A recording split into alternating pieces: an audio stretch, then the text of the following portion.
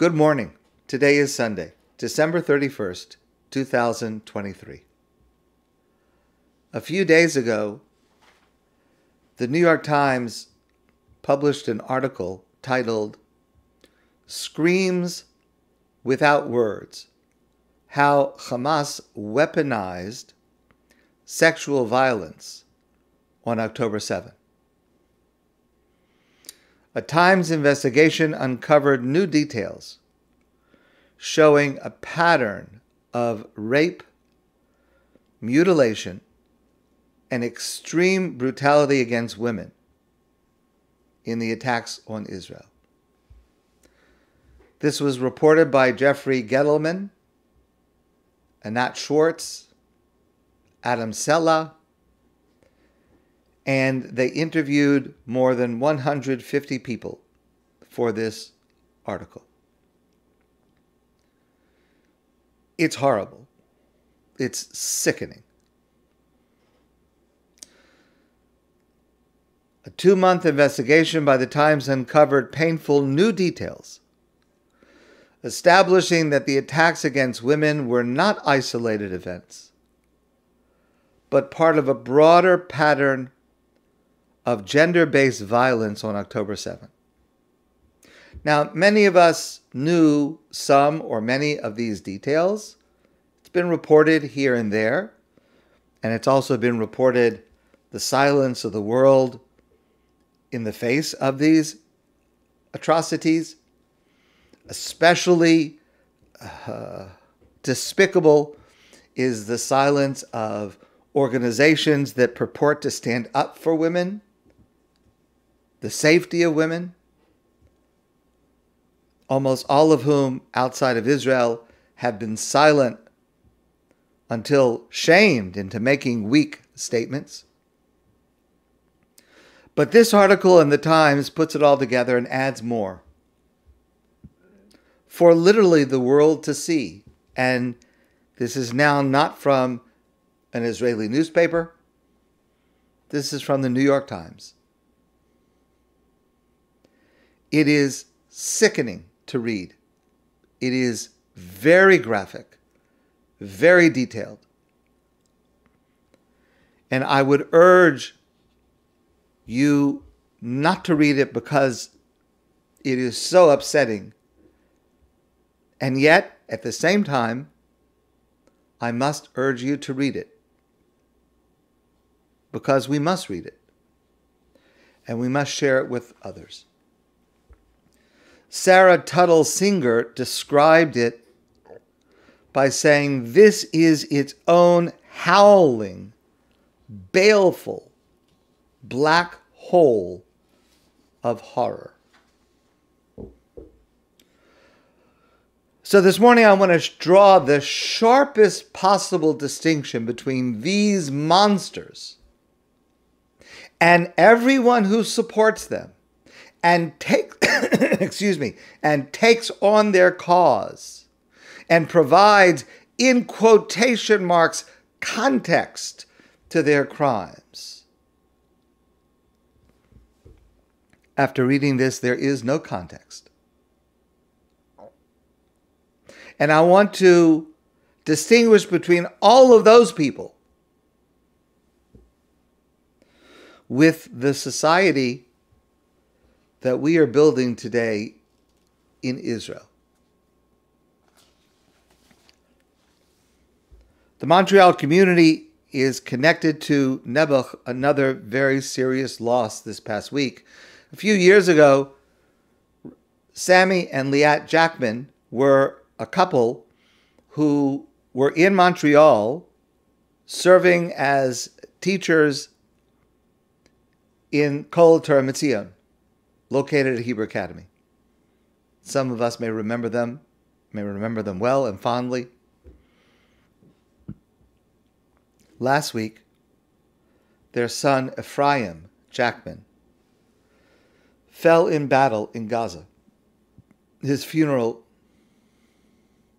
was this past Wednesday. Ephraim was gave his life alongside everyone else in the IDF who's risking their lives to rid the world of the horrors of Hamas.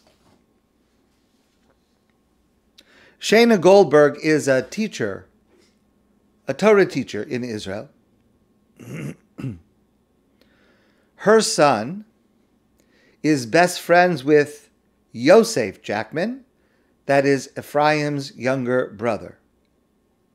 So, through this connection between the two sons and the two families, of course, this had a great impact on her. And she wrote an article in the Times of Israel that is so magnificent. And I urge you to read the entire piece. I want to share just part of it with you. And the title of the article is, "It is my privilege to be raising Israeli children."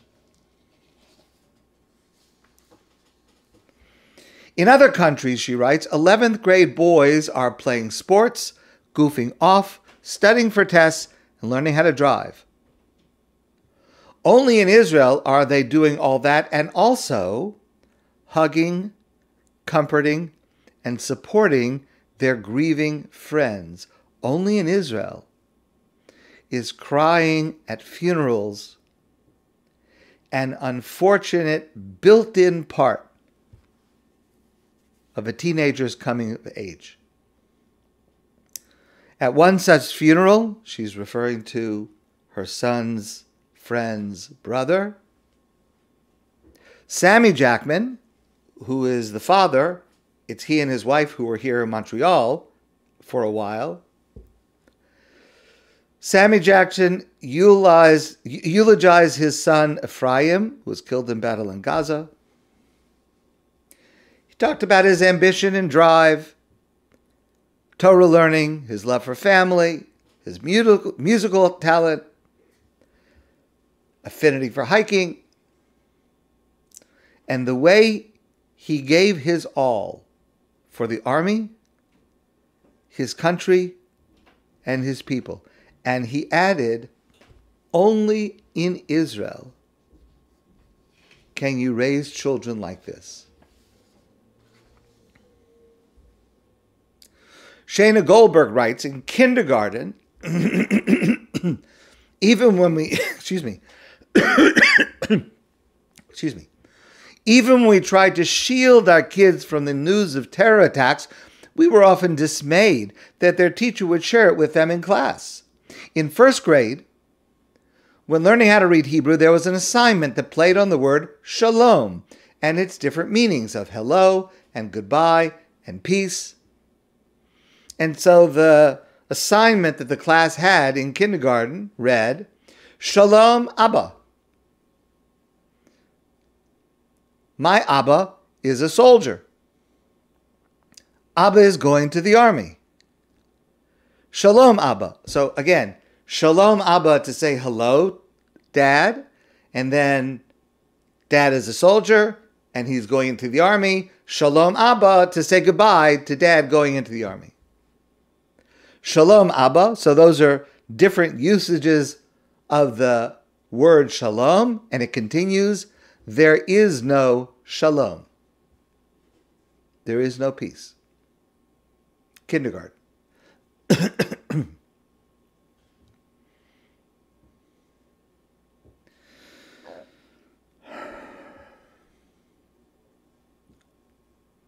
Israeli teenagers grow up very different than teenagers in other places.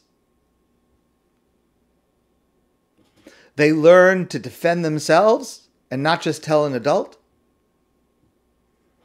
Many of them stay out too late on Friday nights. In high school, they hike the country on their own. And they have real opinions about politics and feel passionately about what's going on in the country. They go out to demonstrations and protests. The spirit of volunteerism pushes them to serve as counselors in youth movements, to run camps for the physically disabled, to visit the elderly, and to organize all kinds of group activities to help their communities. The kids who work the hardest are often the most respected, and it is considered cool to have a job waitering or even cleaning houses. I know plenty of kids who don't need to work for money, but who applied for minimum wage jobs just because they wanted the experience. And this tough spirit fosters independence and idealism. That's what happens when you give 18-year-olds guns and then tell them they are responsible for each other's lives. They are so connected to themselves and their inner worlds, connected to each other, connected to their land, to their God, to their nation. Goldberg writes, the morning I heard about Ephraim's death, I got a call from the healthcare group that she is a part of about a payment. There was a question about a payment. And the woman who was calling her was opening up her file to clear up whatever the issue was. And the woman on the phone said,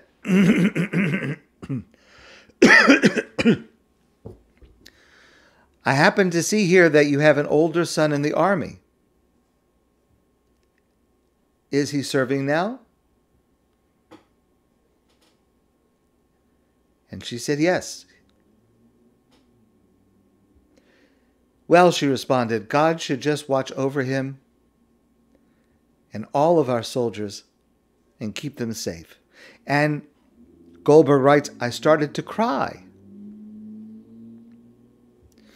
The woman on the phone, obviously she doesn't know her, the woman on the phone said, are you okay? And I said, not really. My son in high school just heard about another friend who lost a brother in Gaza. The woman on the phone also started to cry. So tough. And she said to her, stay strong. It's going to be okay. It's going to be good. Only in Israel, Goldberg writes, do people care about other people's kids as if they are their own.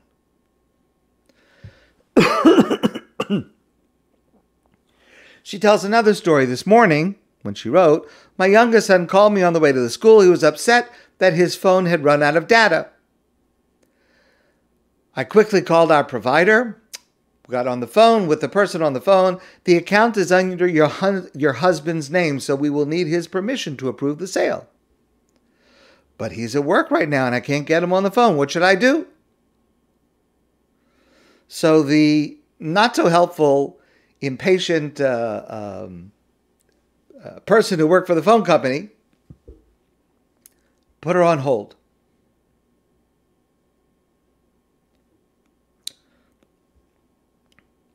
Two minutes later, she returned and she said, we added the data for free.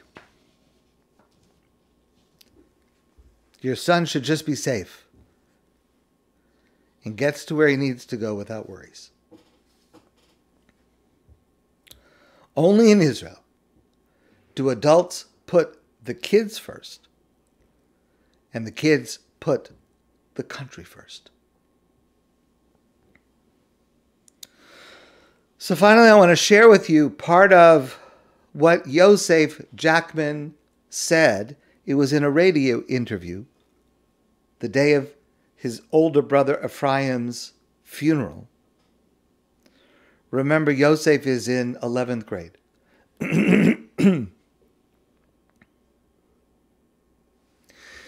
This will sound not clear and will be a little hard to hear, but to some degree, I believe that my family is also privileged in a way. To be privileged does not always have to mean something is 100% good. It can also be something with a lot of difficulty. But we are privileged to be here in the land of Israel. We are privileged that my beloved brother, who I so long for and miss, was not burnt and did not die in a gas chamber.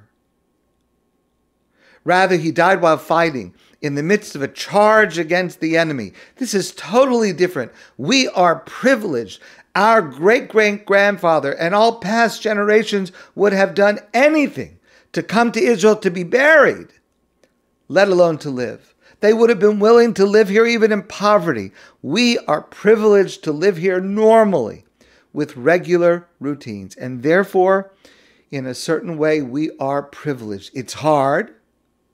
Don't think I am not hurting. I am in deep pain. But the gift of daily life here is what strengthens me. Yosef Jackman is in 11th grade. He is the embodiment of his father's words. Only in Israel can you raise kids like this. And with kids like this, we are indeed privileged. My friends, I wish you a great day, and I look forward to seeing you soon in person.